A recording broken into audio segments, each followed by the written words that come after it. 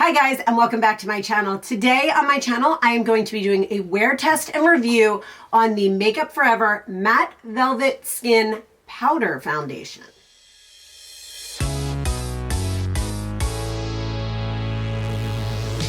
If you are new to my channel, what I do here is every Tuesday, I do a wear test on a different product. Primarily foundations, but I do test it up with different things. So today I'm going to be testing out the Makeup Forever Matte Velvet Skin Powder Foundation. And let's talk a little bit about this product first and what Sephora's site says. When I'm selecting a foundation off of Sephora's site, I do use their shade finder to see how close it actually does work to what I am requesting from the color that I use typically. So let's talk about the description of this product. This is a full coverage blurring powder with a lifelike matte finish that blends and breathes with your skin for 12-hour wear that never cakes, flakes, or fades. It is full coverage with a matte finish. It is a pressed powder formula, and it is good for normal, dry, combination, and oily skin types. And what else they say you should know is this portable contact contains an innovative powder formula with Makeup Forever's unique Flexi Fit Puzzle Complex for lightweight feel and flexible coverage. Blurring technology smooths and mattifies, visibly reducing pores and absorbing oil for a balanced, natural look, and it is available in 30 different shades. I do also want to note the suggestions they give of how to use this. For a fuller coverage, to achieve a full coverage application of Matte Velvet Skin Blurring Powder Foundation, apply it using the sponge side of the enclosed applicator. Using short strokes, begin applying at the center of the face, blending outwards and repeating until your desired coverage is achieved.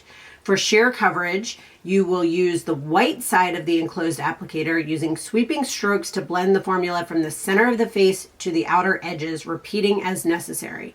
And for buildable coverage, you can use a more precise application using their artesian brush number 124. Starting at the center of the face, use circular motions as you work your way to the perimeter of the face and repeat until you reach your desired level. Foundation does come in, as I mentioned, 30 different shades. It is $38, and the color I have is R370. On another note, I always do try to see if there is a scent. There is no scent noticeable. There is a nice size mirror there. The product is a good size. It is a nice little metal tin, which is very easy to throw into your bag. So let's get started trying this on. So in this, I typically with a foundation would use my spray. I'm gonna try it, but I have no idea whether this is going to help with a powder product or not. So we are going to take this and we are going to do half of my face with the sponge inside, half of my face with a brush. However, with a powder, like with a liquid, I don't mind if this is a little bit damp, but with a powder, I need to make sure this is all the way dry. But I guess I should put my under eye on first, right?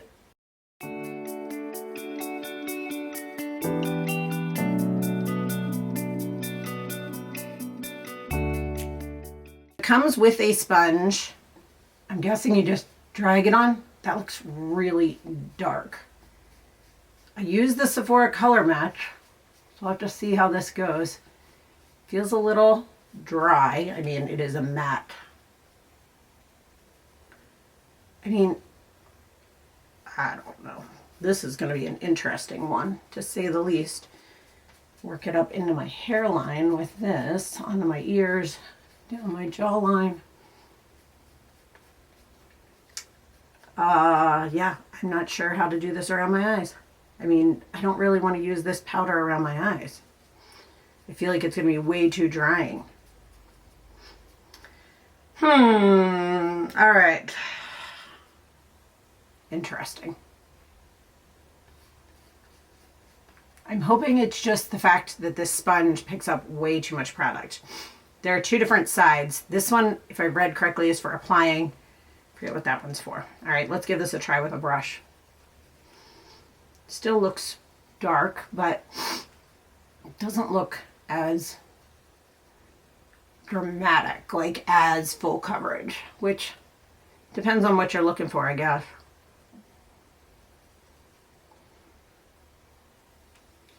This side I am liking much more. This looks like I am caked on to no end. See, and I like this because I can kind of go around those areas to blend it in, but not look as cakey as that sponge did. All right, I have to do this. There's no way I can let this go like this. It's driving me crazy. It's so thick and so heavy over here. It looks like a mask. Yeah, definitely the brush is the way to go with this, for me at least. So kind of touch up around the eyes, but not all the way up under them. And then I'll use just my regular setting powder. This is interesting. I'm not quite sure what I think yet. This side, I feel like, is just so caked on, it's crazy. This side doesn't look bad, but this side is just horrible. But we're going to go with it. We're going to see how that goes. Gosh, I don't know what to do about my under eyes. They look very light by comparison. I'm going to use my normal setting powder and see if I can blend it just a little bit, maybe. Make it look not quite so crazy. It's a little bit better. I'm a little afraid. Typically I use a cream bronzer, so I'm not going to use a cream bronzer.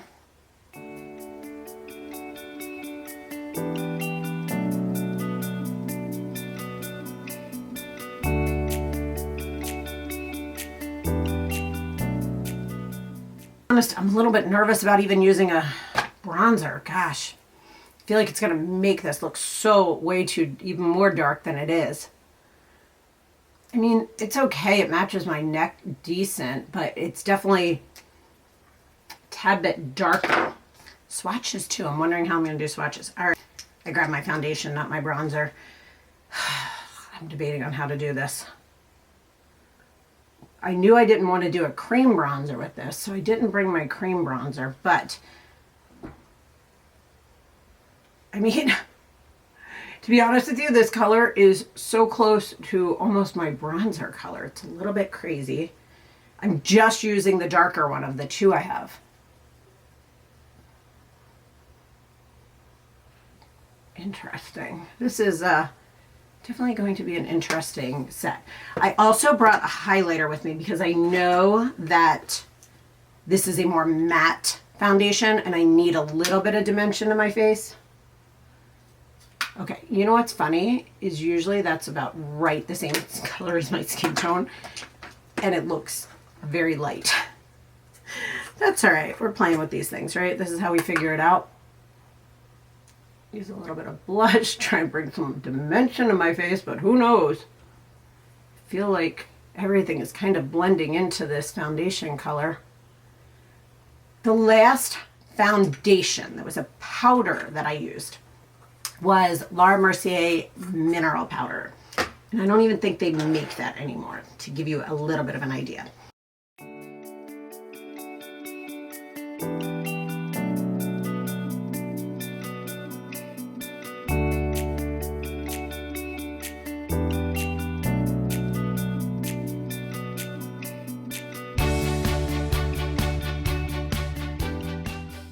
Right after I've applied everything, I have not yet put lipstick on. I take MJ to the bus stop in the morning and I give him a kiss goodbye, so I never put lipstick on for that reason.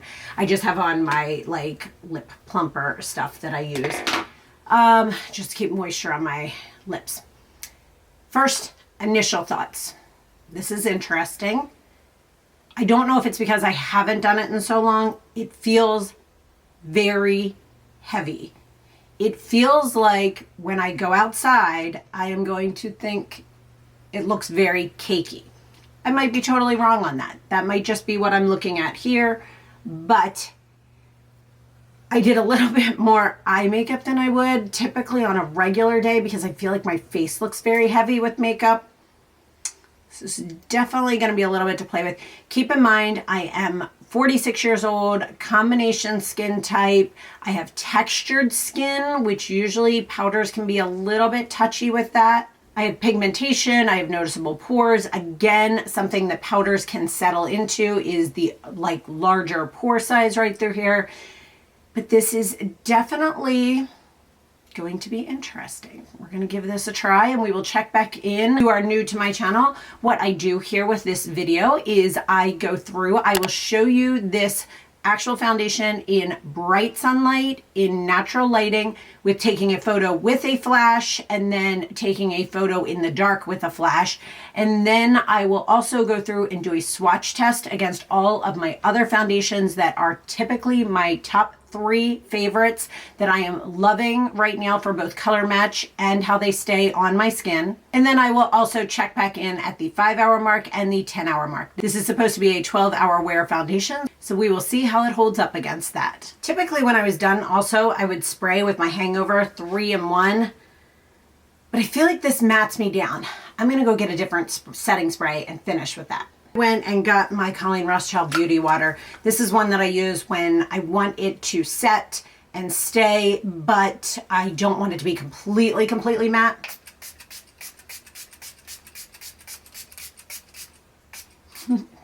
I'm using a lot because I want to make sure this doesn't look so crazy cakey. So here's hoping.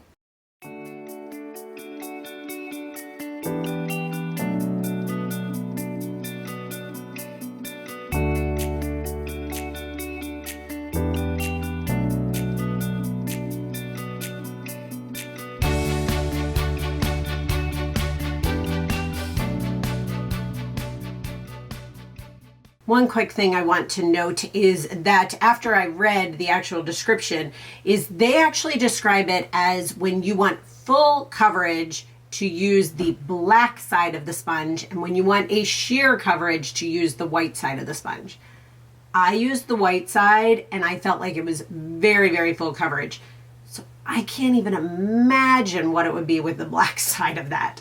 So just something to take into account. I will also note that by using that beauty water from Colleen Rothschild, it definitely has given me a much more dewy look to the foundation, which is definitely, I don't like super dewy, but I don't like super matte. So it definitely has given me a nice, healthy looking skin, which is totally what I want in my 40s. Starting this off, we have my all-time best match go-to foundation, which is the Lime Life in Olive 02. Then we have my color that I use to color match through Sephora's site, which is the Estee Lauder Double Wear in 3C2 Pebble. And then this is the YSL All Hours in BR40. And then right here, it was a little bit difficult to swatch this one, but this one right here is the Makeup Forever that we're looking at now in the powder version in R370. And to be honest with you, it's a fairly decent match. It is closer to the YSL than to the Estee Lauder. The Estee Lauder has a little bit more of a pinkish undertone to it, but quite honestly, it's pulling that it's very close to the Lime Life as well. It's kind of a cross between these two right here. Also looking at this in Natural Daylight, I will say that it is probably the closest to the YSL. The Lime Life kind of fades back into my skin tone a little bit better than either of these do, but that is a very close match to that. Taking a look at this out in Natural Daylight, it actually, I want to see it in sunlight, but it actually looks pretty good. I'm kind of shocked by all of this. So I'm also going to take a picture with a flash on. Let's take a look at it.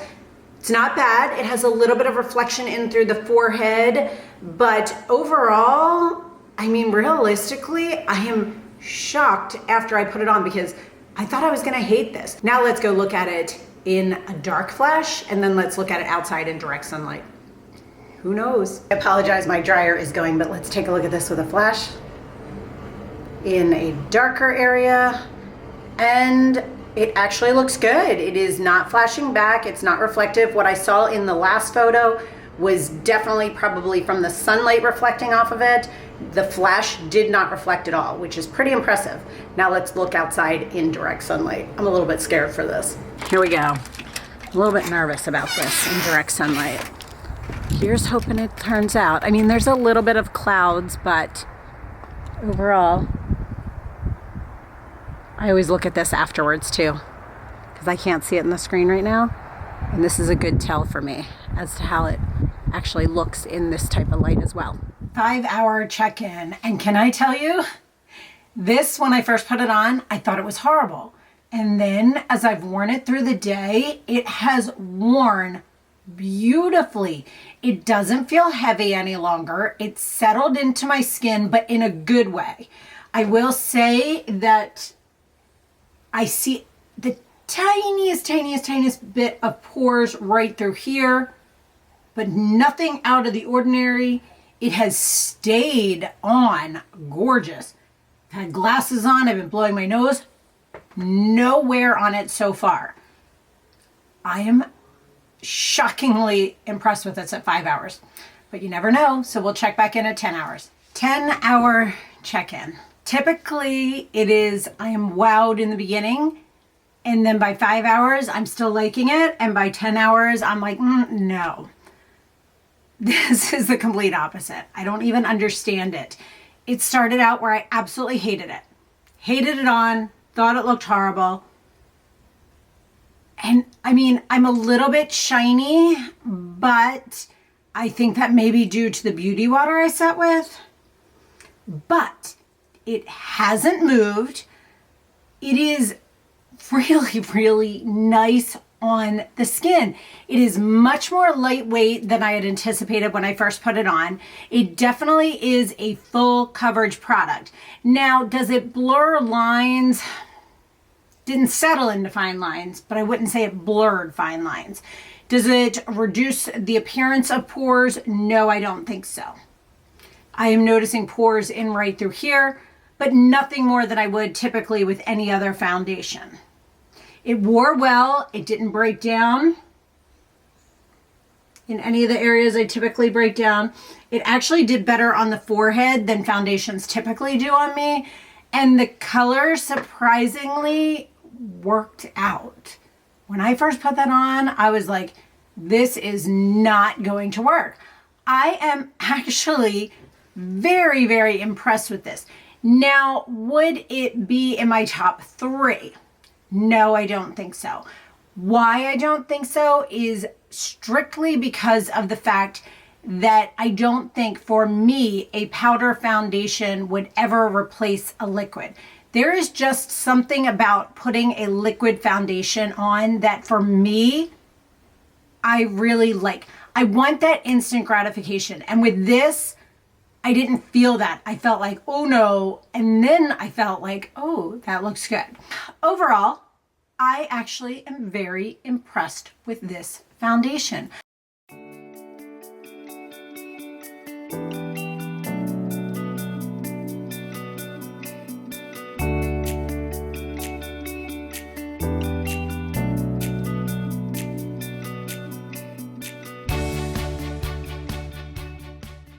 I definitely think it is very similar to the traditional Makeup Forever Matte Velvet Skin Foundation. If you are someone that prefers a powder to a liquid, this is an amazing option for that.